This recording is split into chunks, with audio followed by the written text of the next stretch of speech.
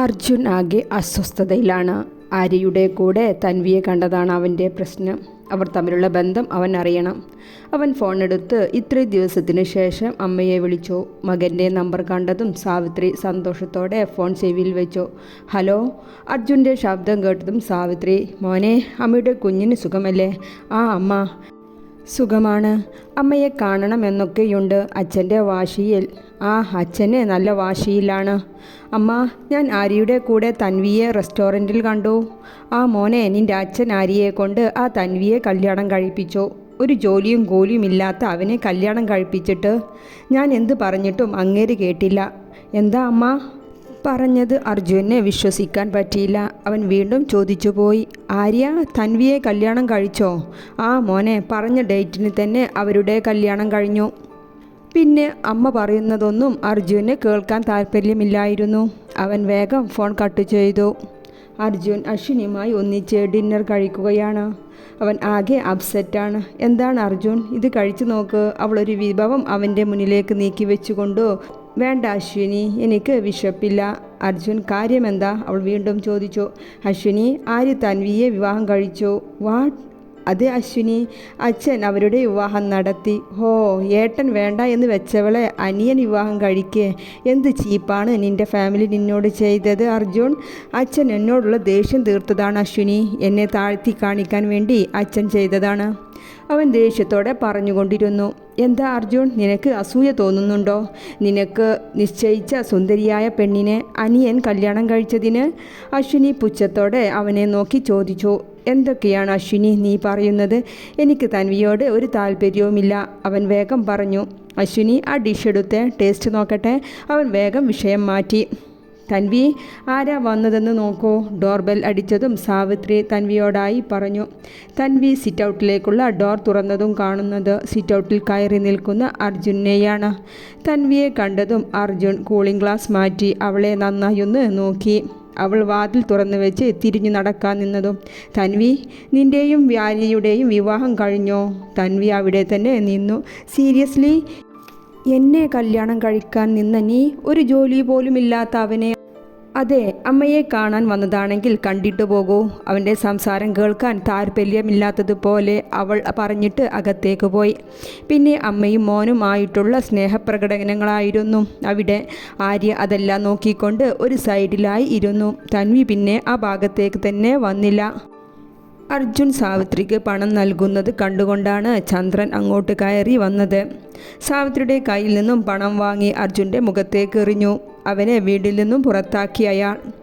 അർജുൻ രാത്രി സിഗരറ്റ് വലിച്ച് അശ്വിനിയുടെ വീട്ടിലെ കോർട്ട്യാർഡിൽ നടക്കുകയാണ്. അശ്വിനി അവനെ പിന്നിലൂടെ പുണർന്നു നിന്നു. അർജുൻ സിഗരറ്റ് വേഗം ദൂരേക്ക് എറിഞ്ഞു. എന്താ അർജുൻ, ആകെ അപ്സെറ്റാണല്ലോ? അശ്വിനി, ഞാൻ ഇന്ന് അമ്മയെ കാണാൻ വീട്ടിൽ പോയിരുന്നു. അശ്വിനിയുടെ കൈകൾ മെല്ലെ അഴഞ്ഞു. അവൻ്റെ മുന്നിലായി വന്നു നിന്നു. അർജുൻ, അമ്മയെ കാണാനാണോ അതോ തൻവിയെ കാണാനോ? അവളുടെ ചോദ്യം കേട്ടതും അർജുൻ ഒന്ന് പതറി. എന്ത് വിഡ്ഢിത്തമാണ് അശ്വിനി നീ പറയുന്നത്? അർജുൻ ശബ്ദത്തിൽ തന്നെ അവളോട് ഗൗരവത്തിൽ ചോദിച്ചു. ഏയ് അർജുൻ, ശബ്ദം ഉയരരുത് എൻ്റെ മുന്നിൽ. അശ്വിനി അവന് താക്കീത് നൽകി. ഞാൻ വിഡ്ഢിയാണെന്ന് കരുതരുത് അർജുൻ. നമ്മുടെ കല്യാണം കഴിഞ്ഞ് എത്ര ദിവസങ്ങളായി? ഇത്രയും ദിവസം അമ്മയോടുള്ള നിൻ്റെ സ്നേഹം എവിടെ ആയിരുന്നു? അന്ന് റെസ്റ്റോറൻറ്റിൽ വെച്ച് തൻവിയെ കണ്ടപ്പോൾ അന്ന് തന്നെ നീ അമ്മയെ ഫോൺ ചെയ്തു. പിന്നെ ഇന്ന് നാം അമ്മയുടെ പേരും പറഞ്ഞ് തൻവിയെ കാണാനായി നീ പോയത് എനിക്കിഷ്ടമായില്ല. അശ്വിനി ദേഷ്യത്തോടെ അകത്തേക്ക് പോയി. അർജുൻ അവളുടെ പിന്നാലെയും പോയി. അശ്വിനി, മൈ ഡിയർ, നീ തെറ്റിദ്ധരിച്ചതാണ്. അർജുൻ അവളെ നെഞ്ചിലോട്ട് അടുപ്പിക്കാനായി നോക്കി. അവൾ അവൻ്റെ കൈകളെ തട്ടിക്കളഞ്ഞു. നോക്ക് അർജുൻ, നിൻ്റെ അമ്മക്ക് പണത്തിൻ്റെ ആവശ്യമുണ്ടെങ്കിൽ എൻ്റെ അക്കൗണ്ടിൽ നിന്നും ഞാൻ നേരിട്ട് സെൻഡ് ചെയ്തു കൊടുക്കും. പിന്നെ മകൻ അമ്മയെ കാണണമെങ്കിൽ പുറത്ത് എവിടെ വെച്ചാണെന്ന് വെച്ചാൽ കണ്ടോളണം. ആ വീട്ടിലേക്ക് കയറരുത്, മനസ്സിലായോ തനിക്ക്? അശ്വിനി അവന് ഓർഡർ നൽകി. അർജുനൊന്നും മിണ്ടാതെ തലയാട്ടി സമ്മതം അറിയിച്ചു. തൻവിയുടെ അച്ഛനും അമ്മയും ആര്യയുടെ വീട്ടിലേക്ക് വന്നതാണ്. അവളുടെ വിശേഷം അറിയാൻ സാവിത്രി അവരുടെ അടുത്തേക്ക് വന്നതുപോലുമില്ല. അർജുനെ ഇറക്കിവിട്ടതിൻ്റെ പ്രതിഷേധമായിരുന്നു അവർക്ക്. ആര്യയെയും കാണാൻ പറ്റിയില്ല. വിശേഷങ്ങളെല്ലാം ചോദിച്ച് ചായയും പലഹാരവും കഴിച്ച് അവർ ഇറങ്ങി. രാത്രി തൻവി പഠിത്തത്തിലാണ്. തൻവി, ഇന്ന് ആരാ ഇവിടെ വന്നേ? അടുക്കളയിൽ നിറച്ചും കേക്കും പലഹാരവും എല്ലാം ഉണ്ടല്ലോ. ആര്യ അവളുടെ അടുത്ത് വന്നിരുന്നു ചോദിച്ചു. അമ്മയും അച്ഛനും താരമോളും വന്നിരുന്നു. ആര്യയെ ചോദിച്ച് അച്ഛൻ, തൻവി ഒരു കപ്പ് കോഫി താ, കൂടെ ആ കേക്കും, നല്ല ടേസ്റ്റ് ആകും പ്ലീസ്, അവൻ അവളുടെ കവിൾ വലിച്ചു വിട്ടുകൊണ്ട് പറഞ്ഞു. തൻവി ബുക്ക് മാറ്റിവെച്ച് അവനെ ഒന്ന് കൂർപ്പിച്ച് നോക്കി അടുക്കളയിലേക്ക് പോയി. ജയ, ആര്യയുടെ അമ്മ നമ്മളെ കാണാൻ താല്പര്യമില്ലാഞ്ഞിട്ടാണ് എഴുന്നേറ്റ് വരാഞ്ഞത്. ആ രവിയേട്ടാ, എനിക്കും തോന്നി. തന്നു സുഖമാണ് എന്നൊക്കെ പറയുന്നു എങ്കിലും അവിടെ അവൾക്ക് നല്ല ബുദ്ധിമുട്ട് അനുഭവിക്കുന്നു എന്ന് തോന്നുകയാണ് എനിക്ക്. എൻ്റെ പളുങ്കു പോലെയുള്ള മോളെ അവരുടെ താന്തോന്നി മകന് കിട്ടിയത് തന്നെ അവരുടെ ഭാഗ്യമാണ്. എന്നിട്ട് അവരുടെ പെരുമാറ്റം കണ്ടാൽ നമ്മൾ തല്ലി ഏൽപ്പിച്ച പോലെയാണ്. രവിയേട്ടാ, അങ്ങനെ ഒന്നും പറയല്ലേ. ആര്യ നമ്മുടെ മരുമകനല്ലേ. ജോലിക്ക് പോകുന്നില്ല എന്നത് ശരിയാണ്, എങ്കിലും അവൻ്റെ സ്വഭാവം നല്ലതാണ്. ആര്യയുടെ അച്ഛൻ ആ അർജുനെ വീട്ടിൽ നിന്നും ഇറക്കി വിട്ടില്ലേ? ഇതുവരെ വീട്ടിലേക്ക് കയറ്റിയിട്ടില്ല. നമ്മുടെ അഭിമാനം രക്ഷിക്കാനായി ചന്ദ്രേട്ടനും ആര്യയും വേഗം കല്യാണത്തിന് സമ്മതവും തന്നില്ലേ? ഇതൊന്നും നമ്മൾ മറക്കാൻ പാടില്ല രവിയേട്ടാ. സാവിത്രി ചേച്ചി, അവർ ഒരു അമ്മയല്ലേ. മകനെ പുറത്താക്കിയത് എങ്ങനെ സഹിക്കും അവർ? എന്തായാലും ജയ, എനിക്കൊരു സമാധാനവുമില്ല എൻ്റെ മോളുടെ ഭാവി ചിന്തിച്ചിട്ട്. എല്ലാം ശരിയാകും രവിയേട്ടാ, പോയി ഉറങ്ങാൻ നോക്കൂ, രാത്രി ഒരുപാടായി. ആര്യ, ഒന്ന് എഴുന്നേൽക്ക്, കോളേജിൽ പോകാൻ വൈകി. എന്നെ ഒന്ന് ഡ്രോപ്പ് ചെയ്യ് പ്ലീസ്. തൻവി, നീ ഓട്ടോ വിളിച്ചു പോ, എനിക്ക് ഉറങ്ങണം. അയ്യോ, ഇപ്പോഴേ 9 കഴിഞ്ഞു, ഓട്ടോ കിട്ടിപ്പോകുമ്പോഴേക്കും വൈകും പ്ലീസ്. നല്ല കുട്ടിയല്ലേ, അവൾ അവൻ്റെ പുതപ്പ് വലിച്ചു മാറ്റിക്കൊണ്ട് പറഞ്ഞു. തൻവി, നീ കാർ എടുത്തോ, ഞാൻ നിനക്ക് ഡ്രൈവിംഗ് അറിയുന്നതല്ലേ.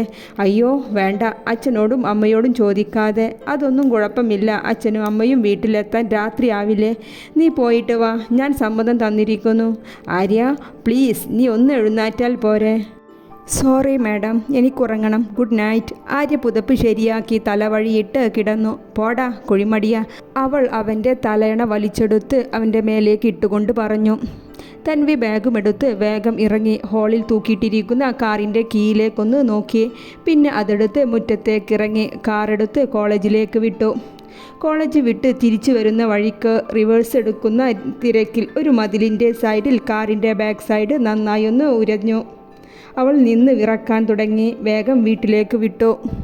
ഡോർബെൽ അടിച്ചുകൊണ്ടിരുന്നു. ആരും തുറക്കുന്ന ലക്ഷണമില്ല.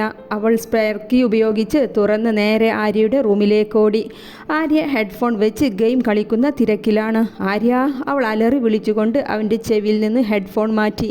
എന്താ തൻവി, എന്താ നീ ഇങ്ങനെ നിലവിളിക്കുന്നത്?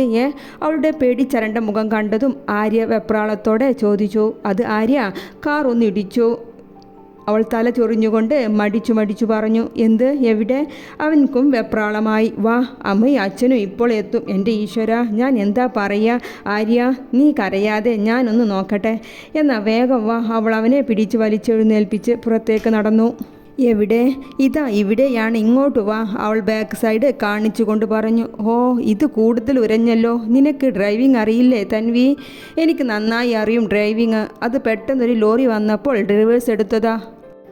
അവൾ മുഖം വീർപ്പിച്ചുകൊണ്ട് തലയും താഴ്ത്തി പറഞ്ഞു. ആര്യ അവളെ ഒന്ന് നോക്കി ചിരിച്ചു. എന്താ ഇങ്ങനെ ചിരിക്കണേ? പിന്നെ വണ്ടി തട്ടിയാൽ എല്ലാവരും ഇതുതന്നെ പറയാ, തട്ടിയത് മറ്റേ വണ്ടി കാരണമാണ് എന്ന്. നോക്ക് ആര്യ, നീ പറഞ്ഞിട്ടല്ലേ ഞാൻ കാർ എടുത്തത്? ഓഹോ, ഞാൻ കാർ എടുക്കാനല്ലേ പറഞ്ഞത്, കൊണ്ടുപോയി മുട്ടിക്കാൻ പറഞ്ഞില്ലല്ലോ. നീ കാരണമാണ്. നിനക്ക് രാവിലെ എന്നെ ഡ്രോപ്പ് ചെയ്താൽ എന്താ? ഇപ്പോൾ കുറ്റം മുഴുവൻ എനിക്കായോ? എന്നാലേ നീ സ്വയം ശരിയാക്കിക്കോ. ഞാൻ പോവുകയാണ്. അവൻ തിരിച്ച് അകത്തേക്ക് കയറാൻ നിന്നതും തൻവി അവൻ്റെ കൈ പിടിച്ച് അവൻ അവിടേക്ക് തന്നെ നിർത്തി. നല്ല കുട്ടിയല്ലേ, എന്തെങ്കിലും ചെയ്യേ പ്ലീസ്. തൻവി റൂമിലൂടെ അങ്ങോട്ടും ഇങ്ങോട്ടും നടക്കുകയാണ്. ആര്യ പുറത്തേക്ക് പോയിട്ട് അരമണിക്കൂർ കഴിഞ്ഞു. എന്താ തൻവി, ആരെങ്കിലും മരിച്ചോ? അവളുടെ നടത്തം കണ്ടു വന്ന ആര്യ അവളുടെ അടുത്ത് വന്ന് ചോദിച്ചു. നന്നാക്കാൻ ആളെ കിട്ടിയോ? അവനെ കണ്ടതും അവൾ ചോദിച്ചു. കാർ വർക്ക്ഷോപ്പിൽ കൊണ്ടു ചെല്ലാൻ. അയ്യോ, കാർ പോർച്ചിൽ കണ്ടില്ലെങ്കിൽ അമ്മയോട് എന്തു പറയാ? ഈ സമയം തന്നെ ഡോർബെൽ അടിച്ചു. അയ്യോ ആര്യ, അവർ വന്നെന്ന് തോന്നുന്നു. തൻവി പറഞ്ഞുകൊണ്ട് ഡോർ തുറക്കാനായി ഓടി. ആര്യ ഒരു പുഞ്ചിരിയോടെ അവളുടെ പിന്നാലെ ചെന്നു. അയ്യോ, ഈ കാറിൽ എന്തു പറ്റി? ഇതെങ്ങനെ? സാവിത്രി കാറിൻ്റെ അവസ്ഥ കണ്ട് ചോദിക്കുകയാണ്. ചന്ദ്രനും അതിലേക്ക് നോക്കി നിൽക്കുന്നുണ്ട്. തൻവി ഡോർ തുറന്ന് മുറ്റത്തേക്കിറങ്ങി. അവൾ എന്തു പറയണമെന്നറിയാതെ തപ്പിത്തടഞ്ഞ് നിൽക്കുന്നുണ്ട്. അത് അമ്മ എൻ്റെ അടുത്ത് നിന്ന് തട്ടിയതാ. ഓ, നിനക്കെന്ത് മലമറിക്കുന്ന ജോലിയായിരുന്നു ഈ കാറുമായി ഇറങ്ങാൻ. അത് അമ്മയല്ലേ അരിയും സാധനവും വാങ്ങാനുണ്ടെന്ന് ലിസ്റ്റ് തന്നത്. അത് വാങ്ങാൻ ഇറങ്ങിയപ്പോഴാണ്. സാവിത്രി, നീ ഇങ്ങനെ തുള്ളാതെ. ദൈവാനുഗ്രഹം കൊണ്ട് ആൾക്കൊന്നും പറ്റിയില്ലല്ലോ, അതിന് സമാധാനിക്ക്. ചന്ദ്രൻ അത് പറഞ്ഞ് അകത്തേക്ക് കയറി. സാവിത്രി പിന്നെ ഒന്നും പറയാൻ നിന്നില്ല. അവരും അകത്തേക്ക് കയറിപ്പോയി. തൻവി അയർ പോയെന്ന് കണ്ടതും അവൻ്റെ അടുത്തേക്ക് വന്ന് അവൻ്റെ കവിളിൽ ഒരു ഉമ്മ വെച്ച് അകത്തേക്ക് ഓടിപ്പോയി.